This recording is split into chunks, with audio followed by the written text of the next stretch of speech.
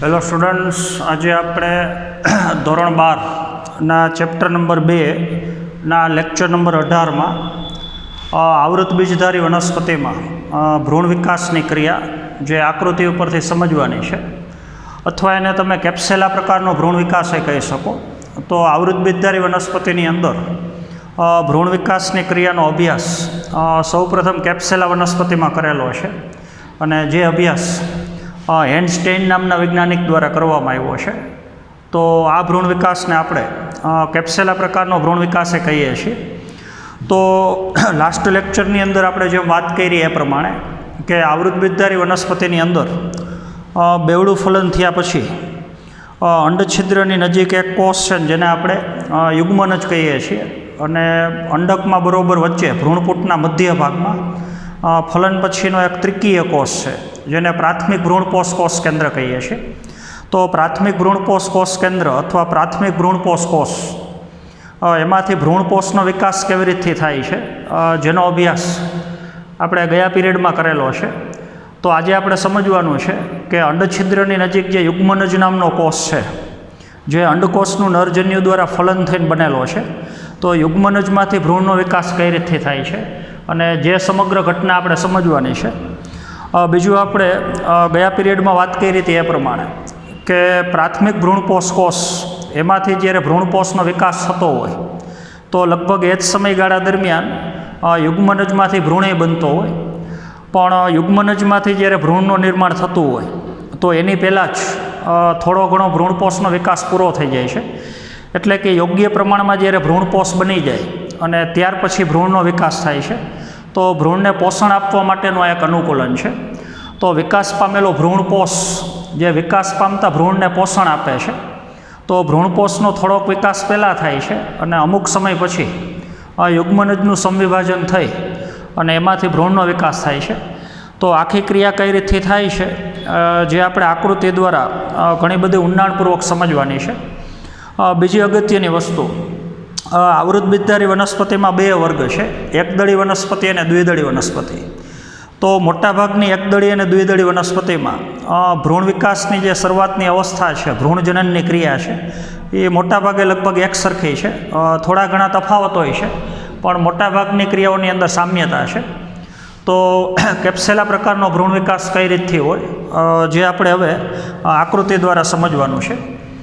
તો તમે જાણો છો એ પ્રમાણે અંડકની ફરતી બાજુ ઘેરીને આવેલા બે આવરણ, જેને આપણે અંડકાવરણ કહીએ છીએ,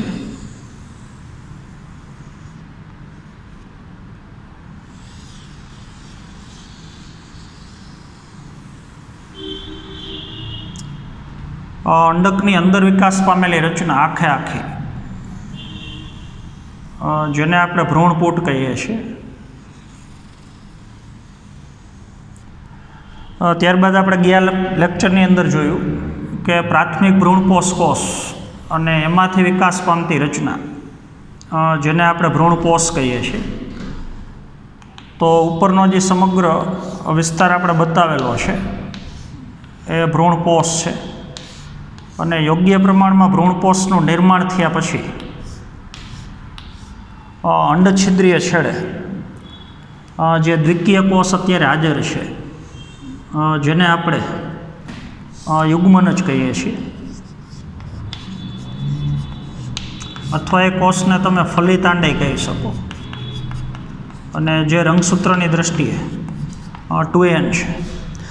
તો આજના પીરિયડમાં આપણે સમજવાનું છે કે યુગ્મનજનું વારંવાર સંવિભાજન થઈ અને ભ્રૂણનું નિર્માણ કેવી રીતથી થાય છે. તો જેમ જેમ યુગ્મનજનું સંવિભાજન થતું જાય એમ વિકાસ પામતો ભ્રૂણ જે ભ્રૂણપૂટના મધ્ય ભાગ તરફ ધકેલોતા જાય અને યોગ્ય પ્રમાણમાં ભ્રૂણની લંબાઈ વધી જાય એટલે વિકાસ પામતો ભ્રૂણ જે ભ્રૂણપોષના સંપર્કમાં આવી જાય અને એમાંથી પછી પોષણ મેળવવાની શરૂઆત કરે. તો યુગ્મનજનું સંવિભાજન થઈ અને ભ્રૂણ કઈ રીતથી બને છે, જે સમગ્ર ઘટના આપણે સમજીએ છીએ બહારની બાજુ આકૃતિ બતાવવા માટે, પણ આપણે યાદ રાખવાનું છે કે આખી પ્રક્રિયા અંડકની અંદરની તરફ થાય છે. એટલે આખો વિકાસ થશે અંદરની તરફ, પણ સમજ માટે આપણે આકૃતિ બધી બહાર બતાવીએ છીએ. તો સૌથી પહેલો કોષ જેને આપણે યુગ્મનજ કહીએ છીએ,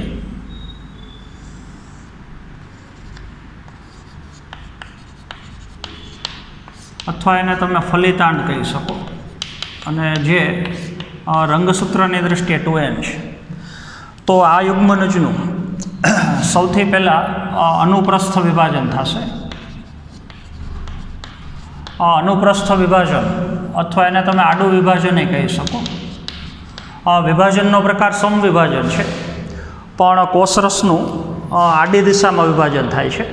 તો પ્રક્રિયા કેવી રીતથી હોય થોડું આપણે બાજુમાં સમજીએ. જો કોઈ કોષનું અનુપ્રસ્થ વિભાજન થતું હોય તો આપણને ખબર છે કે કોઈપણ કોષમાં સમવિભાજનની ક્રિયા દરમિયાન સૌથી પહેલાં કોષ કેન્દ્રનું વિભાજન થાય. એટલે એક કોષ કેન્દ્રમાંથી 2 કોષ કેન્દ્ર બને છે, જેમાંથી એક કોષ કેન્દ્ર ઉપર હોય છે અને એક કોષ કેન્દ્ર નીચે હોય છે. અને પછી કોષરસ વિભાજનની ક્રિયા આડી દિશામાં થાય છે. એટલે જો કોષરસના 2 સરખા ભાગ આડી દિશામાં થતા હોય તો એને તમે અનુપ્રસ્થ વિભાજન કહી શકો.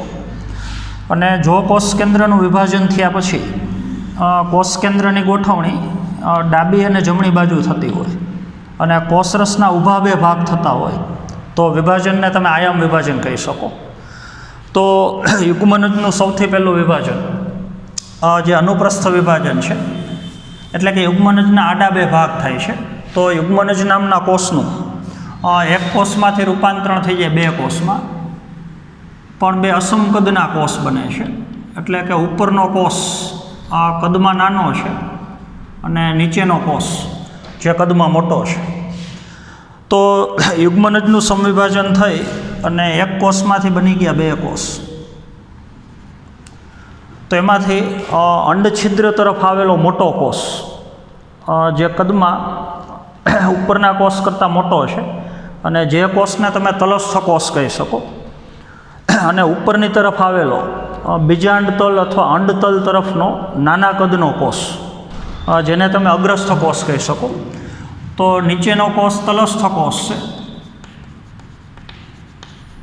અને ઉપરનો કોષ જે અગ્રસ્થ કોષ છે. તો આટલી પ્રક્રિયા હજી એક વખત જોઈએ. યુગ્મનજનું અનુપ્રસ્થ વિભાજન થવાથી, એટલે પ્રથમ વિભાજન અનુપ્રસ્થ વિભાજન છે, 2 અસમકદના કોષો બને છે. એક કોષમાં કોષરસનું પ્રમાણ વધારે છે અને એકમાં ઓછું છે. તો એમાં નીચેની તરફનો એટલે કે અંડછિદ્ર તરફનો અને નીચેનો કોષ જે કદમાં મોટો છે એને તલસ્થ કોષ કહી શકો, અને બીજાંડતલ તરફનો અંડતલ તરફનો નાના કદનો કોષ જે આગળની બાજુ છે એને તમે અગ્રસ્થ કોષ કહી શકો. તો યુગ્મનજનું પહેલું વિભાજન થવાથી 2 અસમકદના કોષ બને છે. ત્યારબાદ નીચેનો જે તલસ્થ કોષ છે એનું ફરી પાછું અનુપ્રસ્થ વિભાજન થાય છે, અને ઉપરનો જે નાનો કોષ છે અગ્રસ્થ કોષ એનું આયામ વિભાજન થાય છે. તો નીચેના કોષના આડા 2 ભાગ થશે અને ઉપરના કોષના ઊભા 2 ભાગ થશે. તો 2 કોષનું રૂપાંતરણ થઈ જશે 4 કોષમાં. તો તલસ્થ કોષનું અનુપ્રસ્થ વિભાજન થવાથી ફરી પાછા 2 તલસ્થ કોષ બને. એમાં નીચેનો કોષ મોટો છે અને ઉપરનો કોષ જે કદમાં નાનો છે. તો 2 તલસ્થ કોષો જે એક તલસ્થ કોષમાંથી બન્યા, અને એવી જ રીતથી ઉપરના જે અગ્રસ્થ કોષ છે એનું આયામ વિભાજન થાય છે. એટલે કે એક અગ્રસ્થ કોષનું રૂપાંતરણ 2 અગ્રસ્થ કોષમાં થાય છે. તો હવે 2 અગ્રસ્થ કોષ છે ને 2 તલસ્થ કોષ છે. તો જે 4 કોષી અવસ્થા બેની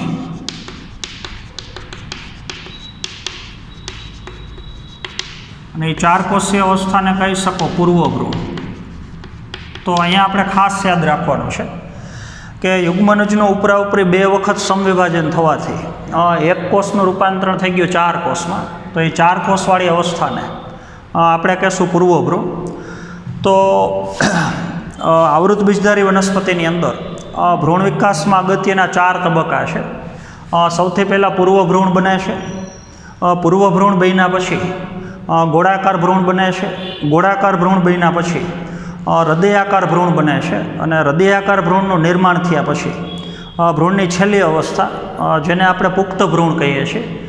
તો આપણે ભ્રૂણ વિકાસની અંદર પ્રથમ તબક્કો પૂરો કર્યો, અને પ્રથમ તબક્કાના અંતે સર્જાયેલો ભ્રૂણને જેને આપણે પૂર્વ ભ્રૂણ કહીએ છીએ. બીજું અત્યારે આપણે જે ક્વેશ્ચન ચલાવીએ છીએ એ તમારી જે ટેક્સ્ટ બુક છે એની અંદર ભ્રૂણ વિકાસની અંદર પૂરેપૂરું વર્ણન આપેલું નથી. તો આખો ભ્રૂણ વિકાસ જે આપણે સમજીએ છીએ એની થિયરી તમને PDF દ્વારા આપી દેવામાં આવશે. તો ટેક્સ્ટ પ્રમાણે ક્વેશ્ચન આખો પ્રિપેર કરવાનો છે અને PDFની અંદર જે ક્વેશ્ચન આપેલો છે, પ્રશ્ન આપેલો છે, તો એનો આન્સર તમારે એ પ્રમાણે ભેગો પ્રિપેર કરવાનો છે. તો સૌથી પહેલાં સર્જાતો ભ્રૂણ, અને જે ભ્રૂણને કહીએ છીએ આપણે પૂર્વ ભ્રૂણ. તો પૂર્વ ભ્રૂણની અંદર હવે આપણે જોઈ શકીએ છીએ કે નીચેની તરફ 2 તલસ્થ કોષો છે અને ઉપરની તરફ 2 અગ્રસ્થ કોષો છે. તો 2 તલસ્થ કોષમાંથી આપણે અંદરની તરફની 4 કોષ બતાવીએ, અને જે 4 કોષની અવસ્થા છે એને આપણે પૂર્વ ભ્રૂણ કહીએ છીએ. તો 2 તલસ્થ કોષમાંથી અંડછિદ્ર તરફનો જે મોટો તલસ્થ કોષ છે એનું રૂપાંતરણ થઈ જાય હવે સ્થાયી કોષની અંદર. તો 2 તલસ્થ કોષમાંથી મોટા કદનો અને અંડછિદ્ર તરફ જે તલસ્થ કોષ છે નીચેનો, એનું હવે ક્યારેય વિભાજન ન થાય. તે સિવાયનો જે વચ્ચેનો કોષ છે બીજો તલસ્થ કોષ, એને હવે તમે મધ્યસ્થ કોષે કહી શકો. તો બીજો તલસ્થ કોષ જે હવે વારંવાર સમવિભાજન પામી અને એના જેવા જ ઘણા બધા કોષનો આખો સમૂહ બનાવે છે. તો પ્રક્રિયા કેવી રીતથી છે એ આપણે આગળ જોઈએ. નીચેનો તલસ્થ કોષ એ હવે ક્યારેય વિભાજન પામતો નથી, એટલે એનું રૂપાંતરણ સ્થાયી કોષમાં થાય છે. તો નીચેના તલસ્થ કોષ સિવાયનો ઉપરનો તલસ્થ કોષ એનું વારંવાર અનુપ્રસ્થ વિભાજન થાય, એટલે 1માંથી 2 કોષ, 2માંથી 4, 4માંથી 8. તો અમુક કોષોની બનેલી લાંબી તંતુ જેવી રચના બને છે. તો હવે જેટલા ઉપર કોષો બતાવીએ છીએ એ બધા કોષો એક જ કોષમાંથી સર્જાયેલા છે. ઉપરનો નાના કદનો તલસ્થ કોષ, તો બીજા તલસ્થ કોષનું વારંવાર સમવિભાજન થઈ અને એક લાંબી તંતુ જેવી રચના બની, અને જે રચનાને આપણે નિલંબ કહી શકીએ. તો આટલી જે રચના છે એને આપણે નિલંબ કહીએ છીએ. અને આખી નિલંબનું સર્જન જે ફક્ત એક જ કોષમાંથી થયેલું છે. તો બીજું હવે તમે જોઈ શકો છો કે વારંવાર તલસ્થ કોષનું અનુપ્રસ્થ વિભાજન થઈને તંતુ જેવી રચના બની, અને જે રચનાને આપણે નિલંબ કહીએ છીએ. અને એ નિલંબનો સૌથી ઉપરનો અને બાકીના કોષ કરતાં સહેજ કદમાં મોટો કોષ, અને જેને તમે અધોવર્ધ કોષ કહી શકો. તો બંને અગ્રસ્થ કોષો જે હવે અધોવર્ધ કોષની ઉપર ગોઠવાયેલા છે. તો આટલી રચનાને જો હવે આપણે અંડકની અંદર મૂકી આખી, તો આપણે જોઈ શકીએ છીએ કે નિલંબનું નિર્માણ થવાથી આખો 20 થી 25 કોષનો સમૂહ બન્યો નિલંબ. અને નિલંબનું સર્જન થવાથી અગ્રસ્થ કોષમાંથી જે ભ્રૂણ બનવાનો છે, અને જે ભ્રૂણ ભ્રૂણપુટના મધ્ય ભાગ તરફ ધકેલાઈ ગયો. તો નિલંબનું નિર્માણ થવાથી નિલંબની જેમ જેમ લંબાઈ વધતી જાય એમ અગ્રસ્થ કોષો અથવા એમાંથી જે ભ્રૂણ બનવાનો છે એ ભ્રૂણપુટના મધ્ય ભાગ તરફ ધકેલાય છે અને ભ્રૂણપોષના સંપર્કમાં આવી જાય છે. તો ભ્રૂણને પોષણ આપવા માટેની રચના જેને આપણે નિલંબ કહી શકીએ. જો નિલંબનું સર્જન જ ન થાય તો વિકાસ પામતો ભ્રૂણ જે ભ્રૂણપોષના સંપર્કમાં ન આવી શકે, તો અગ્રસ્થ કોષોની અંદર જે આગળ સમવિભાજન થવાના છે એ સમવિભાજન ઝડપથી થઈ ન શકે. તો જે તંતુ જેવી રચના વચ્ચે વિકાસ પામી 20 થી 25 કોષોની બનેલી, અને જે રચનાને આપણે નિલંબ કહીએ છીએ, ને નિલંબનો સૌથી ઉપરનો કોષ જેને આપણે અધોવર્ધ કોષ કહીએ છીએ.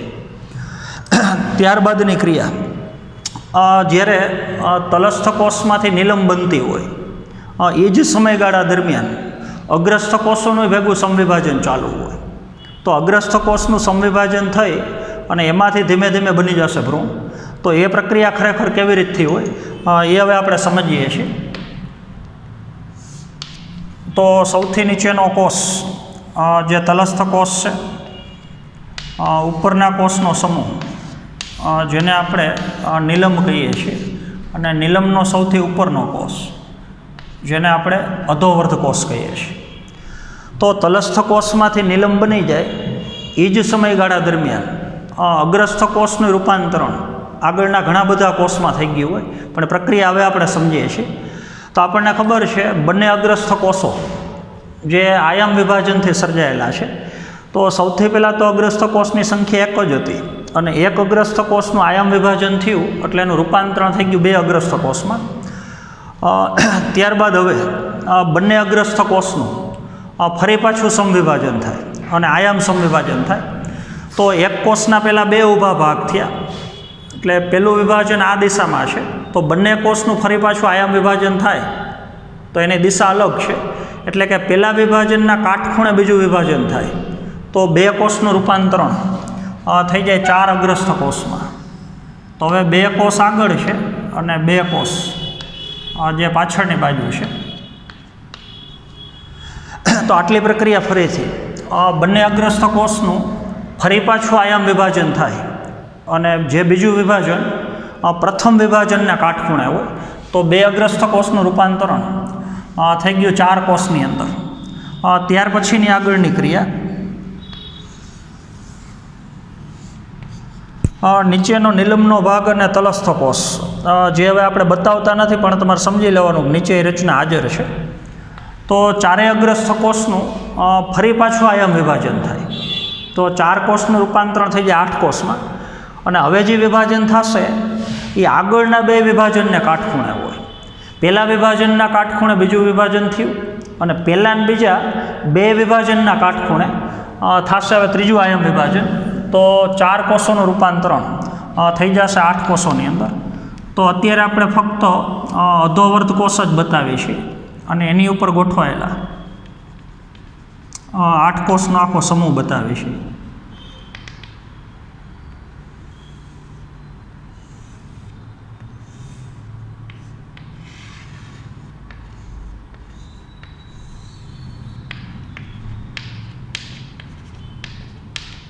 તો હવે તમે જોઈ શકો છો કે ચાર કોષનું રૂપાંતરણ થઈ ગયું આઠ કોષમાં.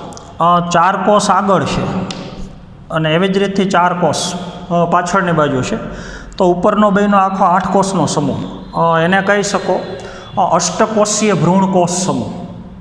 એટલે કે આઠ કોષનો બનેલો ભ્રૂણનો આખો કોષનો સમૂહ એટલે અષ્ટકોષીય ભ્રૂણ કોષ સમૂહ. ત્યારબાદ આઠ કોષનું થશે હવે પરિઘવર્તી વિભાજન, એટલે કે ફરતી બાજુ આમ વિભાજન થઈ અને આઠ કોષનું રૂપાંતરણ થઈ જશે 16 કોષની અંદર. તો એ અવસ્થાને આપણે થોડી બતાવીએ. નીચેનો કોષ અધોવર્ધ કોષ અને ઉપરની તરફ 16 કોષનો સમૂહ.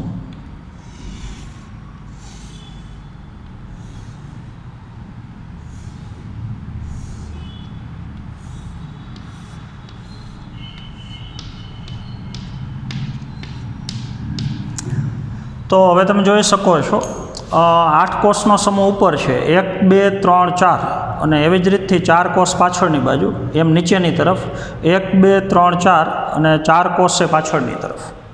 તો આઠ કોષ ઉપર છે, આઠ કોષ એની નીચે છે, અને એની નીચેનો એક કોષ, અને નીચેની તરફ નીલમ નામની રચના તો હાજર છે જ.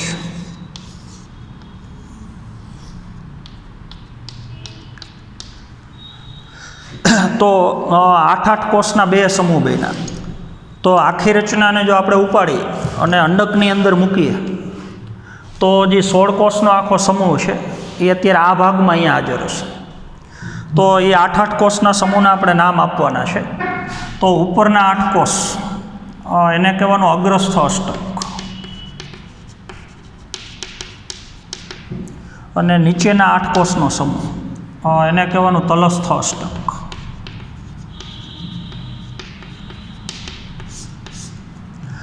તલસ્થ એટલે નીચેની બાજુનો 8 કોષનો સમૂહ અને ઉપરની તરફનો આગળ તરફનો 8 કોષનો સમૂહ.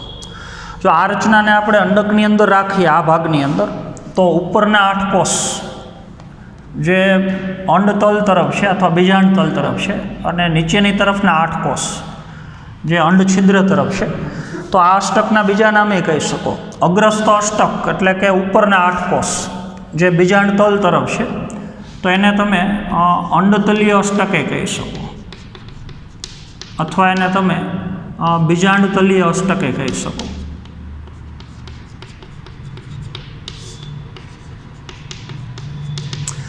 એવી જ રીતથી તલસ્થ અષ્ટક જે અંડછિદ્ર તરફ છે, તો એને તમે અંડછિદ્રીય અષ્ટકે કહી શકો.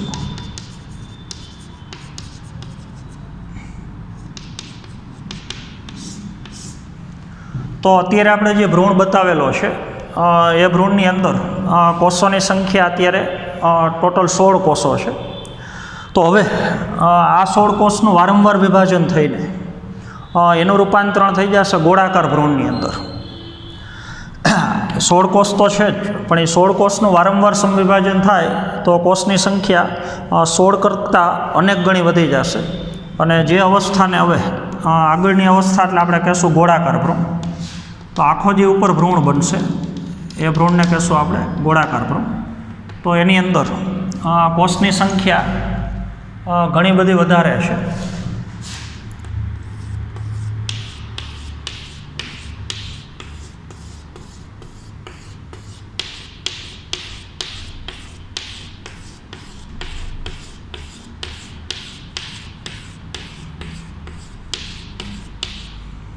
નીચેનો કોષ એટલે અધોવર્ધ કોષ, પછી આખી નીલમ છે, અને નીલમમાં નીચેની તરફ આખો તલસ્થ કોષ. તો ઉપરનો જે ભ્રૂણ બન્યો એને હવે આપણે કહેશું ગોળાકાર ભ્રૂણ.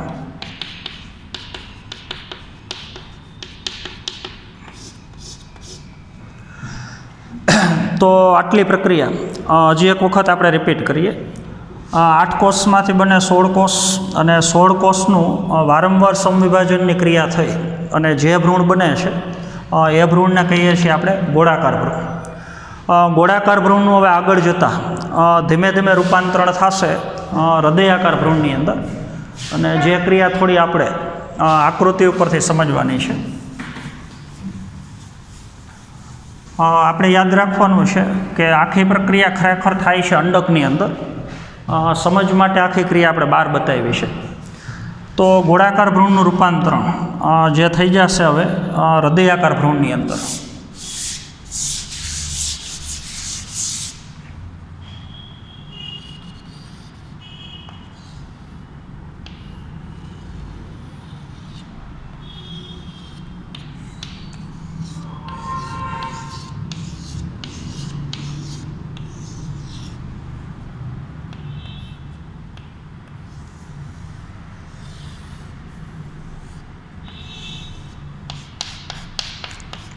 તો હૃદયાકાર ભ્રૂણે ઘણા બધા કોષનો આખો સમૂહ છે.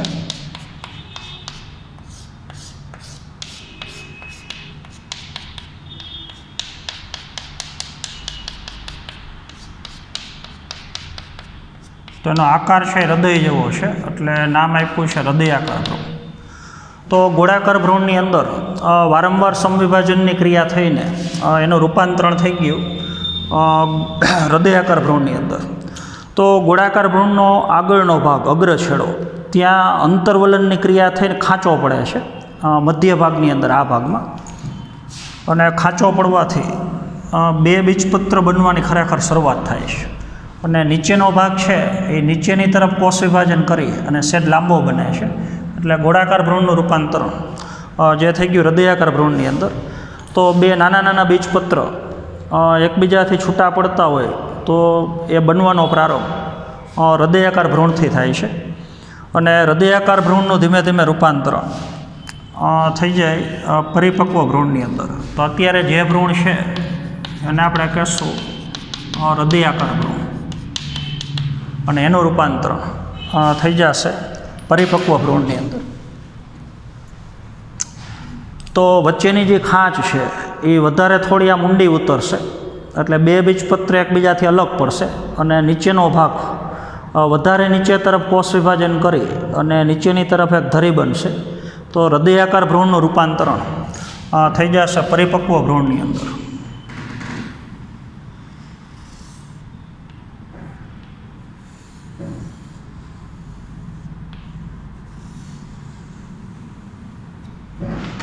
નીચેની તરફ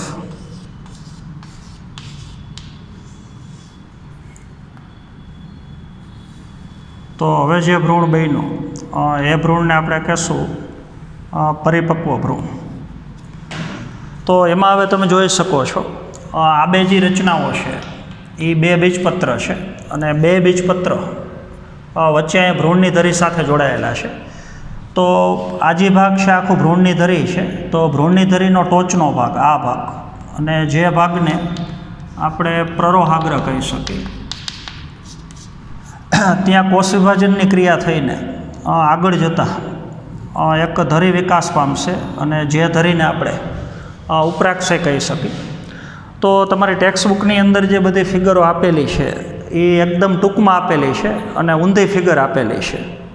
આ રચનાઓ બધી નીચે છે ને નીચેના કોષ ઉપર છે, એટલે એ પ્રમાણે તમારે થોડું ઉલટાવીને જોવાનું છે. તો હવે જે આપણે ભ્રૂણ બતાવ્યો છે એ ખરેખર પરિપક્વ અથવા પુખ્ત ભ્રૂણ છે. તો હવે ધીમે ધીમે નિલંબ નામની રચના એ કચડાઈને એનો નાશ થઈ જશે. એટલે આ છેડો જેમ જેમ લાંબો બનતો જાય એમ ધીમે ધીમે નિલંબનો નાશ થઈ જાય. તો છેલ્લે જે ભ્રૂણ બનશે એ આખા ભ્રૂણની રચના કઈ રીતથી હોય એ થોડું તમારે સમજવાનું છે.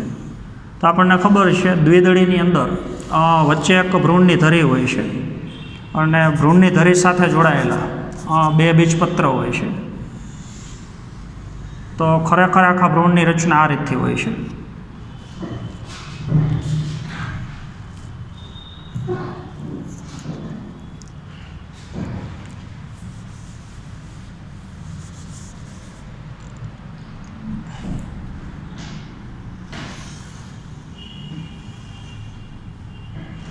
અને જે ભ્રૂણને હવે આપણે કહીએ છીએ પરિપક્વ ભ્રૂણ.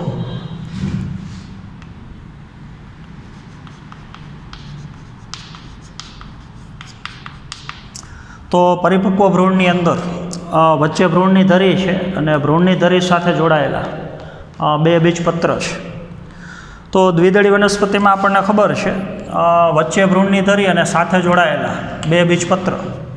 તો જ્યાં બીજપત્ર ભ્રૂણની ધરી સાથે જોડાય છે ત્યાં ભ્રૂણની ધરીનો ઉપરનો ભાગ જેને આપણે ઉપરાક્ષ કહીએ છીએ, અને એ જ ઉપરાક્ષનો ટોચનો ભાગ જેને આપણે ભ્રૂણાગ્ર કહીએ છીએ, અથવા ભ્રૂણાગ્ર ભવિષ્યનું પ્રરોહાગ્રહ કહી શકો, અથવા પ્રકાંડનો અગ્રભાગ એટલે એને પ્રકાંડાગ્રહ કહી શકો. અને એવી જ રીતથી 2 બીજપત્ર જ્યાં ધરી સાથે જોડાય છે ત્યાં નીચેની ધરી જેને આપણે અધરાક્ષ કહીએ છીએ, અને અધરાક્ષનો નીચેનો ભાગ જેને આપણે ભ્રૂણમૂળ અથવા જેને આપણે આદિમૂળે કહીએ છીએ, અને ભ્રૂણમૂળનું રક્ષણ કરતું આવરણ ફરતી બાજુનું એને આપણે મૂળ ટોપી કહીએ છીએ. તો આવી બધી રચનાઓ જે ખરેખર 16 કોષમાંથી વિકાસ પામી. તો આપણને ખબર છે કે શરૂઆતમાં ભ્રૂણની અંદર કોષોની સંખ્યા જે ફક્ત 16 છે, એટલે આમ 17 કોષ લઈ શકો. તો આખો ભ્રૂણ છે એ ફક્ત 17 કોષમાંથી વિકાસ પામે છે, પરિપક્વ ભ્રૂણ. તો હવે કયા ભાગમાંથી કઈ રચના વિકાસ પામે એ થોડું આપણે સમજવાનું છે. તો ઉપરનું જે અષ્ટક છે, અગ્રસ્થ અષ્ટક, ઉપરનો 8 કોષનો સમૂહ, એમાંથી ભ્રૂણની 3 રચનાઓ વિકાસ પામે છે. ભ્રૂણાગ્રનો ભાગ, ઉપરાક્ષનો ભાગ અને બંને બીજપત્ર, એટલે 2 બીજપત્ર, ઉપરાક્ષ અને ઉપરનું ભ્રૂણાગ્ર. આ 3 રચનાઓ જે ઉપરનો 8 કોષનો સમૂહ છે બીજાંડતલીય અષ્ટક, એમાંથી વિકાસ પામે છે. નીચેનો 8 કોષનો સમૂહ જેને આપણે અંડછિદ્રીય અષ્ટક કહીએ છીએ, તો એમાંથી ભ્રૂણની 2 રચનાઓ વિકાસ પામે છે. લીટીની ઉપરની સમગ્ર રચનાઓ જે અગ્રસ્થ અષ્ટકમાંથી વિકાસ પામે છે. ત્યારબાદ અધરાક્ષ આખી અને ભ્રૂણમૂળનો ફક્ત કેન્દ્ર ભાગ.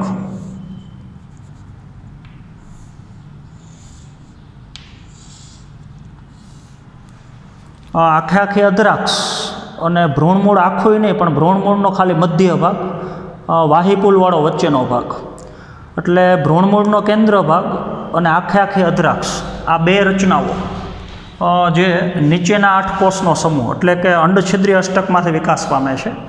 અને વધેલી 2 રચના ભ્રૂણમૂળનો પરિઘવર્તી ભાગ, લીટીવાળો જે ભાગ આપણે બતાવીએ છીએ, અને એને ઘેરીને આવેલી મૂળ ટોપી. તો બંને રચનાઓ ભ્રૂણમૂળનો પરિઘવર્તી ભાગ ફરતી બાજુનો અને મૂળ ટોપ જે અધોવર્ત કોષના વારંવાર સમવિભાજનથી બને છે. તો હવે તમે જોઈ શકો છો કે પુખ્ત ભ્રૂણની અલગ અલગ પ્રકારની રચનાઓ જે ફક્ત ખરેખર 17 કોષમાંથી નિર્માણ પામેલી છે. તો દ્વિદળી ભ્રૂણની અંદર આપણને ખબર છે વચ્ચે એક ભ્રૂણની ધરી છે અને ભ્રૂણની ધરી સાથે જોડાયેલા ખોરાકનો સંગ્રહ કરેલા 2 જાડા બીજપત્ર છે. તો 2 બીજપત્ર જે ભ્રૂણની ધરી સાથે જોડાયેલા છે, જ્યાં બીજપત્ર ભ્રૂણની ધરી સાથે જોડાય છે એની ઉપરની ધરી એને ઉપરાક્ષ કહેવાય, અને બીજપત્રનું જ્યાં જોડાણ છે એની નીચેની ધરી, અને જે ભાગને આપણે અધરાક્ષ કહીએ છીએ, અને અધરાક્ષની નીચેનો ભાગ જે ભ્રૂણમૂળ છે અને ભ્રૂણમૂળની ફરતી બાજુના રક્ષણાત્મક આવરણ જેને આપણે મૂળ ટોપી કહીએ છીએ. તો અત્યારે આપણે જે ભ્રૂણની રચના સમજ્યા એ ખરેખર દ્વિદળીના ભ્રૂણની રચના છે. તો એકદળીની અંદર જ્યારે ભ્રૂણનો વિકાસ થતો હોય તો એમાંય મોટાભાગની ક્રિયાઓ આ પ્રમાણે છે, પણ છેલ્લે જે ભ્રૂણ નિર્માણ પામે છે એ ભ્રૂણની રચના દ્વિદળીના ભ્રૂણ કરતાં થોડી ઘણી અલગ છે. તો એની રચના આપણે થોડી આકૃતિ ઉપરથી સમજવાની છે.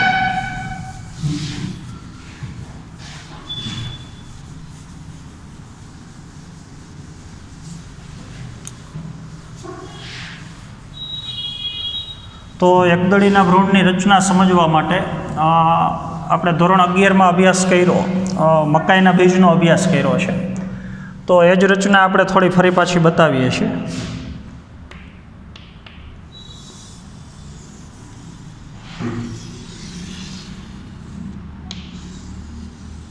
તો ત્યાં તમને ખબર છે એકદળીના ભ્રૂણની અંદર દ્વિદળીની જેમ જ ભ્રૂણની ધરી છે, ધરીની સાથે જોડાયેલું એક જ બીજપત્ર છે. જો ભ્રૂણની ધરી સાથે જોડાયેલા બીજપત્રની સંખ્યા 2 હોય, બંને બાજુ બીજપત્ર હોય તો દ્વિદળી કહેવાય, અને ધરી સાથે એક જ પાર્શ્વ બાજુ એક બીજપત્ર જોડાયેલું હોય તો એવા ભ્રૂણને કહીએ છીએ આપણે એકદળીનો ભ્રૂણ. તો એકદળીના ભ્રૂણની રચના કઈ રીતથી હોય, જે ક્રિયા થોડી આપણે સમજવાની છે. તો દ્વિદળીની જેમ જ ભ્રૂણની ધરીનો ઉપરનો ભાગ જેને આપણે ભ્રૂણાગ્ર કહીએ છીએ, ત્યારબાદ ભ્રૂણાગ્રને ઘેરીને આવેલા કોષના અમુક પોલા આવરણ હોય છે, રક્ષણ આપતી રચના, જેને આપણે ભ્રૂણાગ્ર ચોલ કહીએ છીએ. આટલું પાછું આપણે રિપીટ કરીએ. ભ્રૂણની ધરીની ટોચ ઉપર આવેલો ભાગ જે પીળાશ પડતા રંગનો બતાવ્યો છે એ ભ્રૂણાગ્ર છે, અને ભ્રૂણાગ્રને ઘેરીને આવેલા ફરતી બાજુના જે રક્ષણાત્મક આવરણ છે, રેડ કલરનો જે ભાગ આપણે બતાવેલો છે, પોલા પર્ણ જેવી રચના છે, એને ઘેરી લે છે અને જેને આપણે ભ્રૂણાગ્ર ચોલ કહીએ છીએ. એવી જ રીતથી ભ્રૂણની ધરીના બીજે છેડે એટલે કે નીચેની તરફ જે ભાગ હાજર છે એને તમે ભ્રૂણમૂળ અથવા એને તમે આદિમૂળ કહી શકો.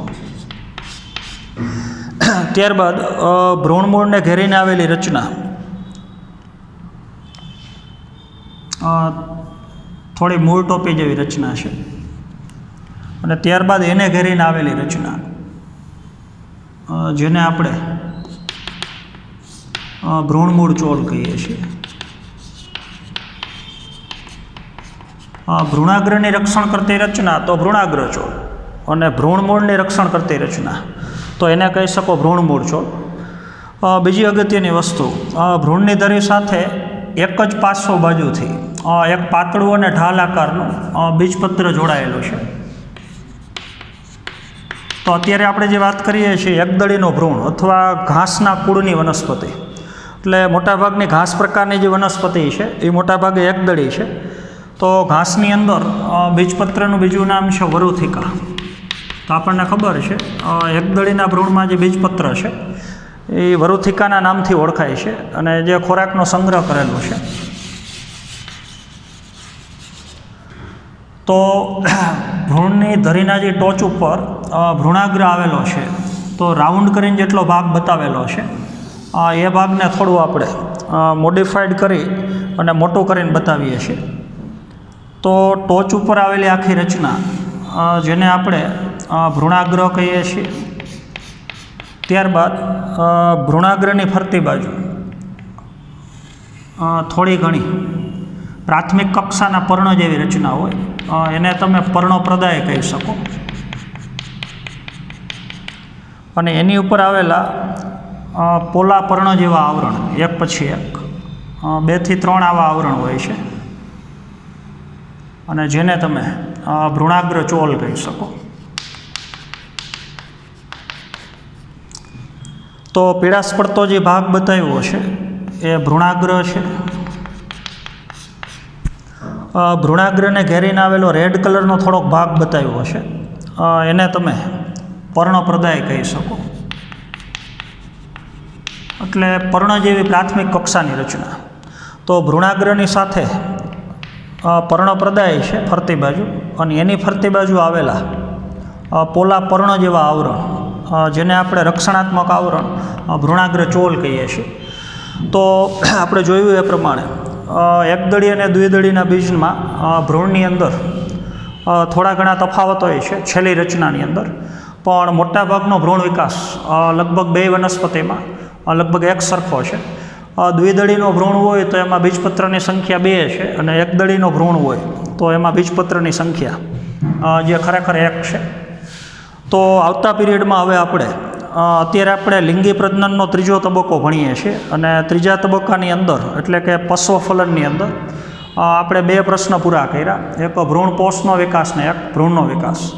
તો અંડકની અંદર ભ્રૂણપોષ અને ભ્રૂણનો વિકાસ થયા પછી અંડકનું રૂપાંતરણ બીજમાં થાય અને બીજાશયનું રૂપાંતરણ ફળમાં થાય. તો બીજ અને ફળની રચના કેવી હોય, બીજ અને ફળનો વિકાસ કઈ રીતથી થાય છે, અંડકની કઈ રચના એ કઈ રચનાની અંદર ફલન પછી રૂપાંતરિત થાય છે, જે બધી ક્રિયાઓનો અભ્યાસ જે ખાસ કરીને આપણે આવતા પીરિયડમાં કરવાનો છે. તો આજના પીરિયડની અંદર આપણે અહીંયા સુધી રાખશું. Thank you.